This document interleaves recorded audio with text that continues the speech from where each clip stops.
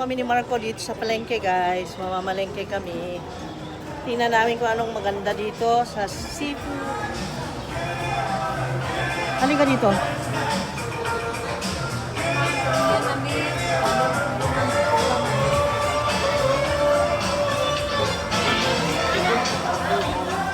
Magtingin tayo, Marcolis. Ganda dito. Ayan, lilit naman ng laman. Scallop, ma'am. Nagpila, ani? 150, ma'am. 150 kilo. Kaning na frozen ni mo? Ano, ma'am? 350. 350? Oo. Yan naman, be. 250, ma'am. Hindi yung mga puti dito. Namimili. Anong binili? Gulay. It's vegetable. Kami naman ay bumili ng scallop.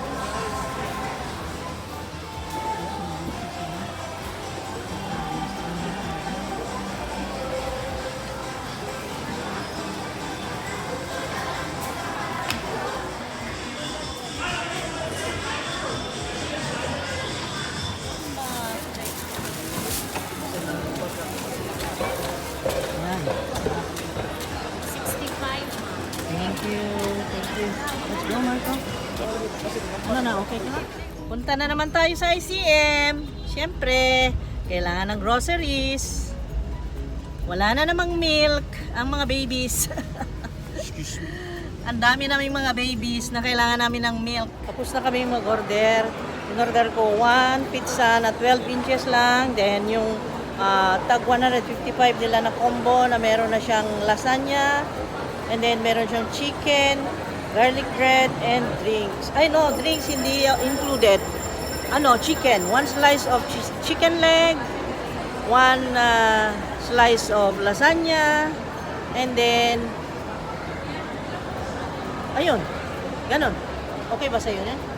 Okay. Okay na. Lasagna and chicken. Okay na yun, no? Okay. With Marco. Nasaan si Marco? Ha? Ninja. Tapos kumuha ako ng 12 inches lang na pizza. Gusto raw ni Marco pizza. Pizza ng pizza. Ayan.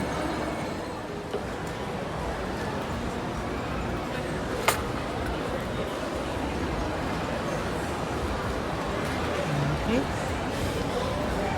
Pagkain wala pa. Inumin lang meron. Wala pa. Okay. Wala pa namang 15 minutes. 10 minutes pa lang. Thank you, Chan Chan. Ganda ng pangalan niya. Chan Chan.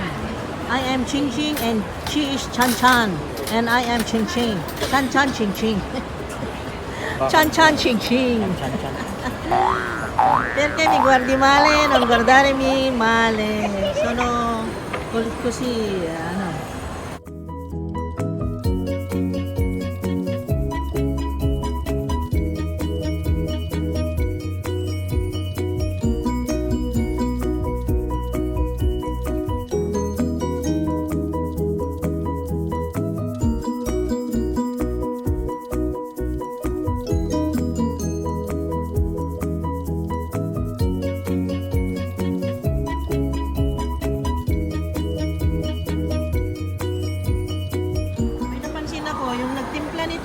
today. Hello, Richh. Baka mapanood nyo ito, baka sakali. Yung inyong chicken ay napakaalat. Nawasan ng asin. Maalat or no? Maalat? Maalat na. Maalat, no? Maalat. Maalat, sobra. Mayaman siguro sila sa salt. Bakit marami? Papatawa, guys. Nagpapatawa. Yan ba ang diet, anak ko? Yan ang diet. Naparami na naman ng kain.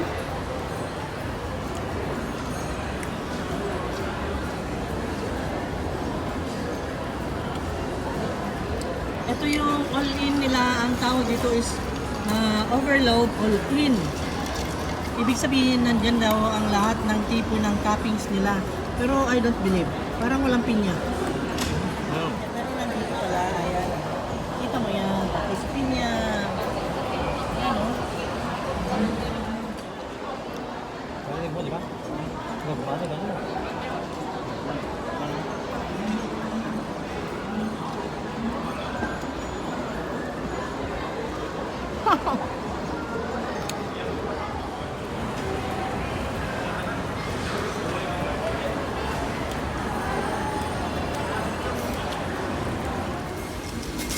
tayo mamaya. I don't know yet.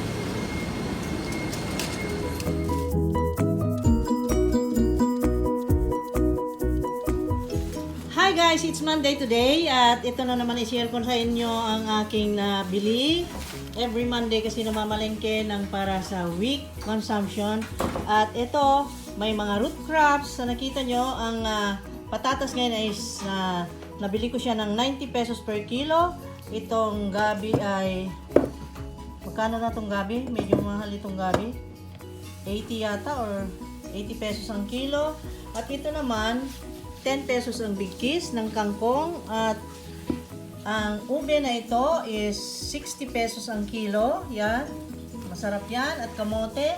Mura ito dahil farmer ang binilhan ko. 30 pesos per kilo. Bumili ako ng maraming root crops para sa good health. Para sa ito, ginger. Yan. Nakagiliwan kong inumin namin. At saka itong sibuyas, pampabango ng mga lutuin. At kamatis para sa salad ko. At ito, panghalo-halo. At syempre ang spices, sibuyas at bawang, nandiyan na. Guys, pwede na magbenta. Pwede nang palengke ito. Palengke na. Pwede na tayo magbenta ng gulay dito. Pwede na.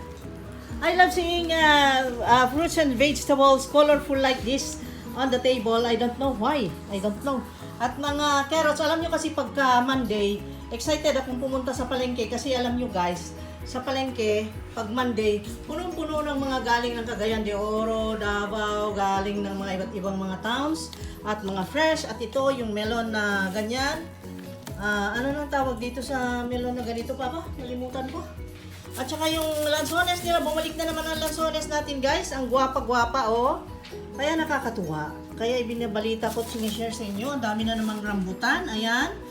Tapos, marami din akong pinong binili para sa aming inumin na giliwan din namin inumin yung pipino plus lemon or calamansi. Plus ito, lagyan ng kamatis sa umaga or panghalo ko sa pinakbet. Ito, panggata, ayan, kalabasa, carrots, mga yan. Eto guys. At ang mga presyo ay okay naman.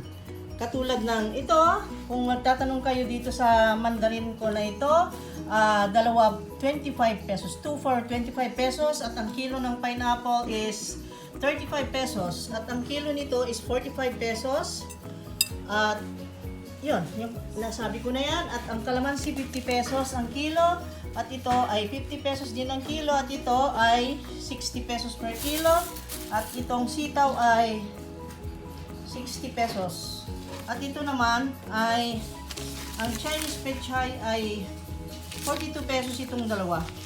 At ang carrots ay, yan, nabili ko ng 80 pesos per kilo. Ayan. So, na-report lahat sa inyo guys, lalong-lalo na yung mga kababayan namin dyan na hindi alam ang mga presyuhan dito sa Pilipinas ay ito sa aming probinsya ng Bohol. Ganyan ang presyuhan. At itong lemon ay 20 pesos ang isa. Ayan. Okay. So, at dito naman ay meron naman akong isang box. Alam nyo naman ako. Dito naman ay meron naman ako isang box ng mga groceries. Mga kung ano-ano dyan. Ayan, halo-halo. Basta isang box yan. Saing ako ng ube. Kamote. Yan. Halo-halong root crops. Para sa merienda.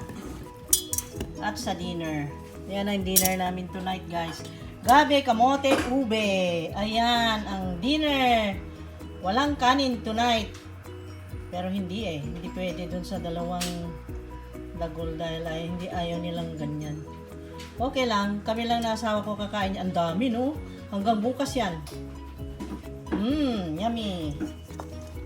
Lagyan natin tubig. Ayan. Ilaga lang ito guys. Dito naman ay may gumagawa ng juice. Ilagay mo yan dyan. Slice it in smaller slices. Cubes. And then bago mo pandarin mo ito para ma-blend. Okay. Okay? Sure. Para madurog at maging liquid ito. Ma-liquefy. And then pigaan ng ganito. Okay? Maybe 20 pieces of calamansi. And then add water. Okay. Then, a little of sugar if you want. Kung walang sugar, better. Agree? Oh, yes, I agree. Okay guys. Ito na. Takpan ko na hanggang maluto yan at kakain tayo ng nilagang okra. Yum, yum, yum, yum. Ano yan mo? Ako'y na uuhaw na. Teka mo, baso. Mamaya, hindi pa malamig.